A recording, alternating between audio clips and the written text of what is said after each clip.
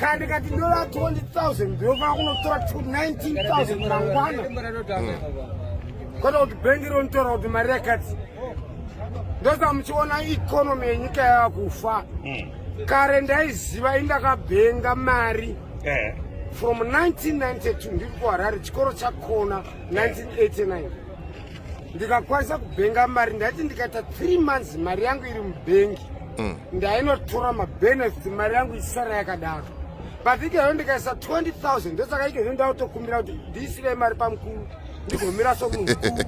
Semunhu akamboitawo mukuru. Semunhu anotogwa pavakuru. Sanhasi.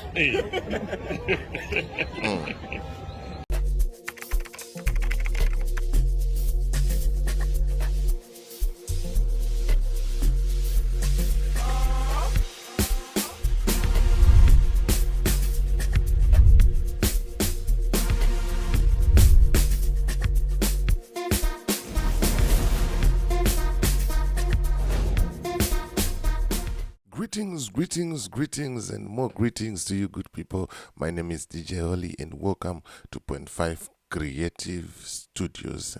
Hanzi kana usinganakirwe nema video epanapa, asi uchiri kuona mavideo epanapa, zvinongoreva kuti uri muteveri wechi we 0.5 Creative Studios. Saka gara wadzvanya subscribe button and the notification bell so that you don't miss out on any exciting content uploaded. Zvamanje ndikufambira nyaya yemabank, the banking system in Zimbabwe. Hanzi kare waiti ukatora pondo yako ukaiisa mubank, pakapera mwedzi miviri mitatu unosvikawo yakana kuti $3 yabereka. But iko zvino ukatora pondo ukaiisa mubank unosvika watove nechikwereti chebank iwewe. Bank richitokutaurira kuti une mari yedu yakati. Ameno kuti system yacho iyi iri kufamba sei. Ndopandinobvunza pepe kuti tiri kuenda kumberi here kana kuti tiri kudzoka kumashure. Ndonyaya yandiri kufambira zvamanje panapa ndine mashoko ataurwa nava Mauchi vachitaura kuti the banking system yemuZimbabwe yadhakwa. Hurumende yemuZimbabwe inofunga kuti yakangwara, asi haina kuti sei, haina kuchenjera. Mawani pari kupisa zvamanje ndonyaya ndiri kufamba nayo zvamanje. Saka ndiri kuti kana une bhizimusi raunaro rauda kushambadzirwa, ndibate, namba dzangu ndo dziri kubuda pasi pescreen apo.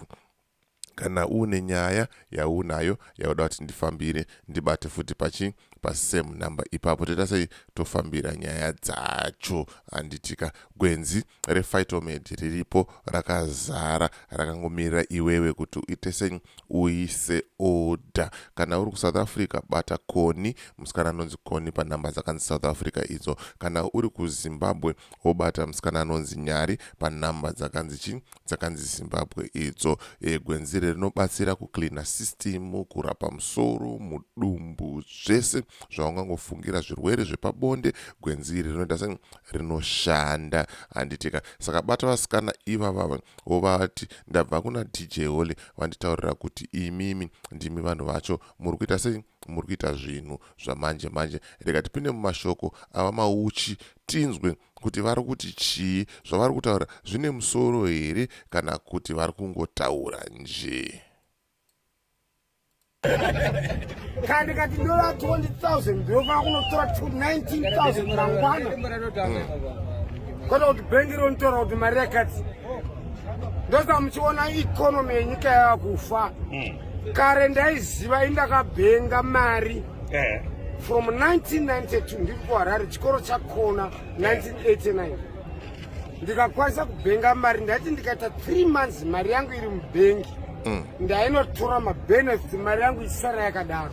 But ikeyo ndikaisa 20,000 ndosaka ikeyo ndautokumbira kuti ndisire mari pamukuru. Ndigomira somunhu mukuru. Semunhu akamboitawo mukuru. Semunhu anotogwa pavakuru. Sanhasi. Zvino hurumende yedu inoita fangazo kuti inoti yakangwara. Hakuna munhu unoisa mari mubhengi. Bhengi richidya mari. bhengi rodya mari sei statistics dzacho dzamakashandisa nedzipi zvechikoro chomunoreva ichi hachishandisi zvokandosa mutoona munhu aizobigwa ma50,000 years kuna yakaisa mumba mabhengi omuzimbabwe hachashandi bhengi musouth africa indi ndoga mwana wezimbabwe ndine mwana usingasenzi muzimbabwe ichi boshe unosenza kusouth africa nevi boshe tunosenza kubotswana achiita zvamakombiyuta ake ndakati vana vangu ngasenza munokukara mukazokona kutitengera chero muriwo senza akuzive kwenyika mugotumirawo pamukuru mai vachitimigwa yavo titimigwa yangu tiri pamukuru savanhu vakuru vakambotaura navanhu vakuru murudo.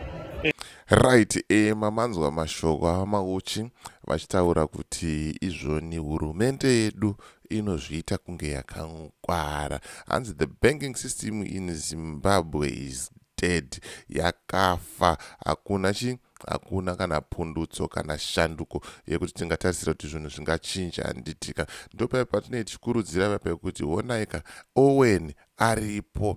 Owen ari kutaura izvo kuti ari kutaura iye kuti ukauya tinokuvhurira an FNB bank account, mari yako yoita sei yochengeteka zvakanaka. Handitika iri mubhanga reSouth Africa.